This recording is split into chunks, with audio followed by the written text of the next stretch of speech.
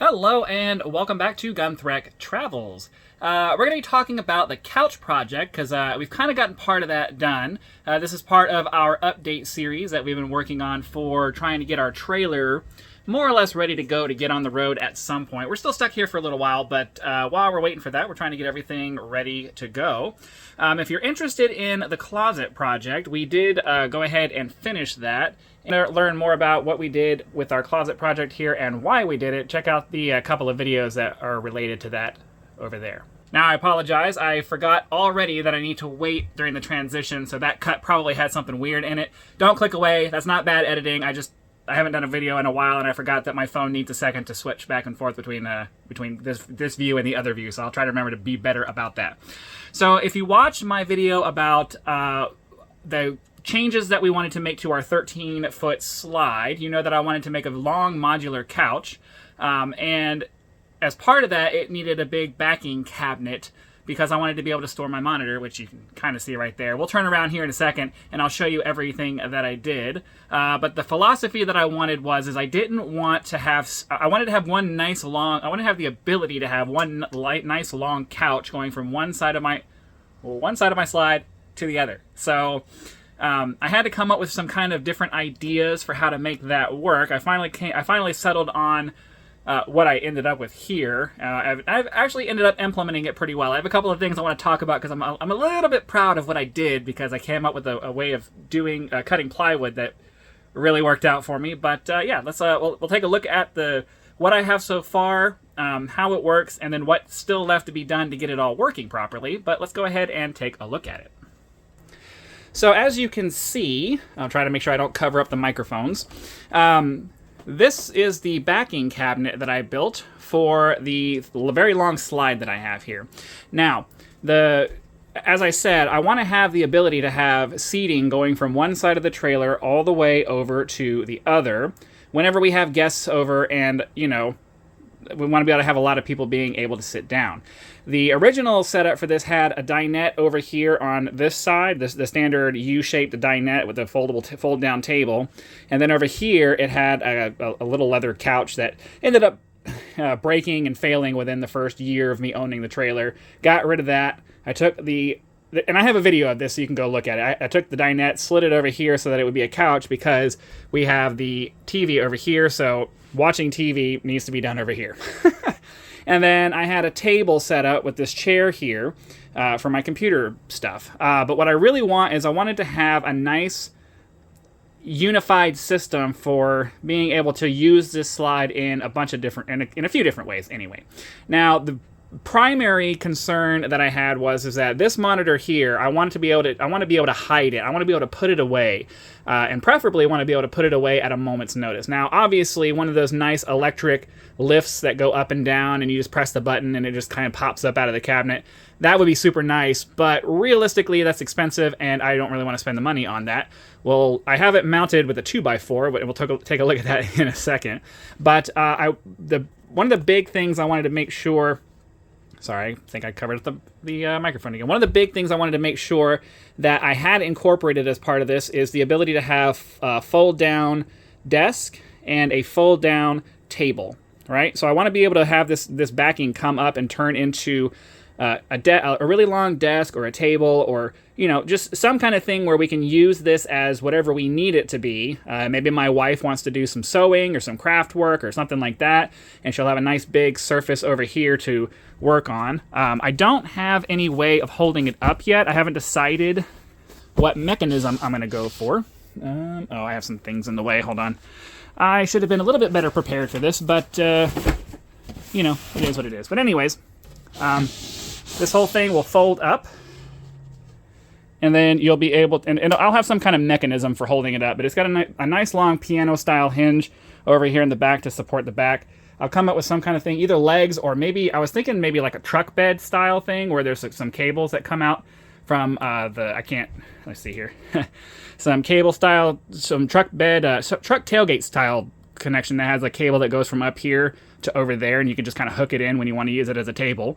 And then when you're done, you disconnect it, drop it back down, And then, as I said in the previous video, we'll have some modular seats that we can slide around. And when it's in couch mode, you just push them up against the back here, have the cushions set up, and it's just a couch. But then when you want to use it in table mode, you take the cushion, you take at least the back seat cushions off, you slide the seat back away, you lift up the table, attach it however you're going to attach it, move the seat back to where it's comfortable to use the table, and it's in table mode. And then when, you know, one of the things is, you know, being able to use it so that we can have a nice view for dinner maybe. Like, maybe we have our table set up like this, and then we come and we sit down, and we have a nice, beautiful view outside of our window with our table right here, and you know, little she wants to be able to put like some little plants and stuff or little decorations and things, and that'll make it possible for her to do that.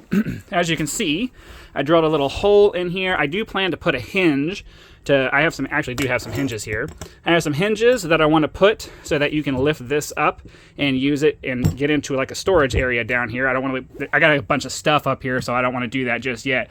But it'll be hinged, you'll be able to lift it up, and then there'll be some storage area there. And then obviously the cabinet part of this will be storage. I want to put another shelf in here so that I can have 2 layers of storage back here. And this will be our long-term storage kind of thing where, you know, things we don't need to get to very often, we'll put it in there.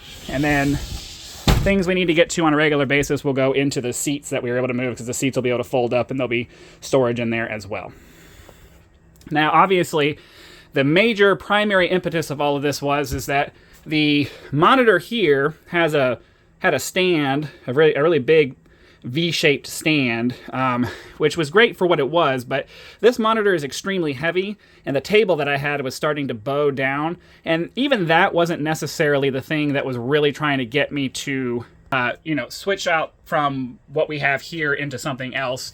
The problem with the monitor, and especially with how big it is, it's really heavy, and I can't just leave it sitting on a table when we end up going somewhere. So I wanted to come up with some kind of a system that would allow me to basically just kind of, maybe with a handle or something like that, just kind of drop it down into a protected space where it'll sit in there. And then whenever we move, or whenever I just need to put the monitor away, it's easy to just kind of be like, oh, we're just going to switch it into couch mode. Let's drop the monitor down into the cabinet, close up the cabinet, close up the close up the little folding desk part here, and then push the seat in, and now I have one long big couch, and it looks nice and neat and clean, and it's not a big problem. So that was that idea right there is the reason why I wanted to do this entire setup in the first place. And I decided that one of the important parts to me was that I wanted if I'm gonna build this cabinet here, I really wanted the cabinet to go all the way across like this, because I'm not a fan of like having one little thing here and then all of a sudden you just have a thing up against the wall. And I figured it would be really nice to have some extra capability here by having some more storage in the back here and a fold-up table that she could use, that my wife could use for any of the activities that she wants to do. Because, you know, I have my desk over here. This is the way it's going to be almost all of the time. But she doesn't really have any space in here to do any of the activities that she likes to do, and I wanted to make sure that this was set up so that she could use this to do the various activities that she enjoys doing that she really wasn't able to do with the setup that we had in the other way. So this is what I have so far. As I said, this is not the end result. We still need to. We had a friend make the first couple of seat boxes for us, and I'm hoping to get those pretty soon. And then once we get those, we can start figuring out cushions for that part of it.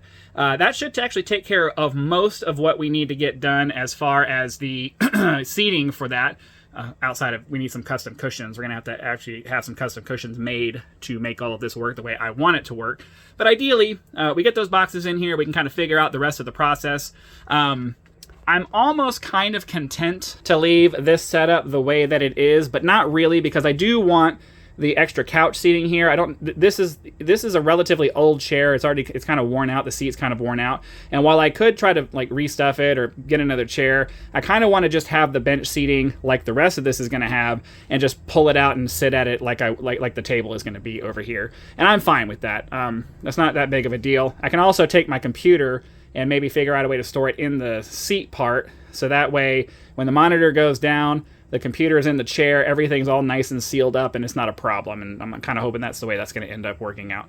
We'll see how that actually goes, but yeah. But again, you know, I'll be able to drop the monitor down into put the sound bar there on the floor, maybe drop the monitor down into the cabinet here. Oh yeah, that's right. We need to talk about the setup that I'm going for with the monitor. Give me just a second to get on the floor here. So my idea is, I have one long piece of plywood right now that's holding this monitor up, right? So that's the plywood there, and it continues up, and it goes to where the back of the monitor is, and it's all mounted with a wall mount. So my plan for now, barring being able to buy some kind of really nice motorized carriage kind of thing, is to basically cut this piece of plywood to the length where the upper piece will go all the way down into here, and the top of the monitor will go just under where the top of the cabinet here is, or where the top of the cabinet here. I'm trying to do this. I'm trying to do this on the camera. So I basically want to make it to where the monitor sits just below the lid here, and then the lid sits down on top of it, and then the bottom piece of the bottom piece of it where I cut it sits on the floor, right? And then I'm going to have these guardrails that go up and down that make it so you can just hopefully just slide it up and down in some form or fashion. And then the piece that I cut off, I'll just be able to kind of slide it up under there as a support, and then put another one of these holding in pieces, right? I'll be able to put it right in here to hold the bottom piece in, and ideally it'll be structurally sound and hold the monitor up in a way that makes it stay where I want it right there. But I can pull it out and drop the monitor and, you know, slide the monitor down into the cabinet, put the lid back on, and everything's gravy. Now, whether that actually works or not, sorry for the shaky camera, whether that actually works or not, I don't know. It's the idea I have in my head, and you can't really know if something's going to work until you try it. But theoretically, if I can figure out a good way to control the whole thing and slide it up and down and get some really solid guardrails in place and figure out a way to keep it kind of boxed in there so it doesn't fall forward or anything like that, I think my setup will work. Obviously, having a nice electric unit would be preferable, but, you know, those are pretty expensive, and I have other things I need to spend money on rather than that. So this is my hacky solution to try to make that work. But anyways, yeah, that's my update so far. I guess we can talk real quick about the rest of the computer setup here, though, because I do streaming. I'm about to start streaming today, actually, here in about an hour, for my gaming channel. And since the lighting and all of that stuff kind of goes into that, I figured I'd go over that real quick. Hold on. So as you can see, I figured out a way to get my little desk mount, my desk light or whatever up here, put up here in a way that allows me to hang it up here like this. And the reason I did this is because it allows me to, when I'm not streaming, I can have it folded up like this, and it gives me some indirect lighting that bounces off to the rest of the trailer. Because I am a big fan of subdued lighting. These lights are almost never on. These overhead lights are almost never on. They're only on whenever we need serious lighting, like right now, where I'm trying to do a video, or I need a lot of light to make sure that the camera is able to see me. But almost all of the time, unless my wife's home and she's doing something, even in the nighttime, those lights are off, and the only lights I have on are my strip lighting for the slides that I bought and installed, and you can see that that's plugged in over there, the little white cable going into the outlet. I have a set on either side. These are on. And then I typically have this light on, and that gives me more or less enough lighting to be able to have some decent ambient lighting to make sure that I'm able to see, but not be all like, oh, it's bright in here. I don't like it. I like subdued lighting in the evening time. So that's my personal preference. So I got that set up, but it also makes it so that if I need it, this can also, I don't want to do it because it's going to be difficult, but I can also just fold it down, and it'll give me a light in the face kind of thing for if I need it for when I'm doing my camera, when I'm doing my gaming, recording, streaming stuff. So I'm a little bit proud of that as well. Now, I wanted to say this last part for last because it's not necessarily important to the process, but as you can see, there's some really nice straight pieces of plywood here. And I am particularly proud of this as somebody who doesn't build anything, because if you know anything about building, you know that using a power saw to cut straight lines without any kind of, control over it, external control over it, i.e. a jig, is pretty difficult to do unless you're highly experienced and you have a very steady hand. And I have neither of those things. So I don't have a table saw, and I wasn't really sure of exactly what the measurements were going to be after I finished building the frame for the cabinet and everything. The frame itself is built out of 1x2s, and then it's covered with the plywood.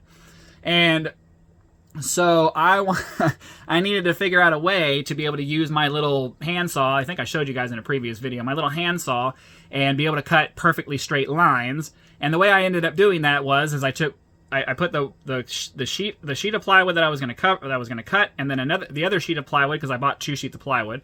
I put the other sheet of plywood and I placed it in a way that put the saw right where I needed the cut to be, and I aligned that top sheet to make sure that it was going to cut a straight line. And I basically just used the other piece of plywood as a guide for my saw so that I would get a nice straight cut. It took a little bit of extra doing. It was slightly more complicated than that because you couldn't just put the plywood up to the mark. You had to offset it a little bit to make sure that the blade was right where you wanted the cut to be. But basically, I was just able to hold my saw up against that plywood edge, and I just used I just used 2 of my pairs of vice grips to hold the 2 pieces of plywood together to make sure they didn't move. So I basically figured out a way to do like a jury-rigged table saw, but on the ground and using tools that were never meant to do that. But I'm pretty proud of it because, as you can see, the cabinet itself actually turned out pretty good, I think. You know, given the limited skill set that I have and the limited experience I have building things, but I think that turned out pretty good. I think I got really nice straight lines. I think the pieces of plywood turned out really nice. And all we have to do now is find a veneer that matches our kitchen set, this kitchen wood grain that we have here. This is the color we want to use. We want to find a veneer that looks just like that and coat all of the plywood pieces here with that to make this look nice and neat and, you know, goes with the trailer. So yeah, this is a relatively long video compared to some of the other things that we did, but I was trying to remember all the things I wanted to make sure I told you guys. We still have to make the seat boxes and the cushions, and once we figure that out, I will go ahead and do one more video where we won't necessarily go over the whole setup again, but we'll definitely demonstrate the seats coming out and the seats folding up and, you know, turning the things into that and the other thing. You know, try to give you guys one last update on the seat thing. And then I think our next project after that is going to have to be the shower, because the shower pan developed a crack and it's just going to keep getting worse and worse. So I've taped it over with some Eternabond tape, which, you know, is working for now, but it's not a permanent solution. So we'll get to that. We'll see. It's something we got to do, but I'm procrastinating on that one because that's going to be a very difficult project. I still have several details I need to figure out for that. But anyways, thank you very much for watching. Hope you enjoyed this whole thing here. Be sure to click the like button and subscribe to help us reach that first major milestone of 1,000 subscribers. And then, yeah, the rest of my exit thing doesn't apply to this channel, so I'm just going to say thank you again for watching. Be sure to come back for the next video, and I'll see you then.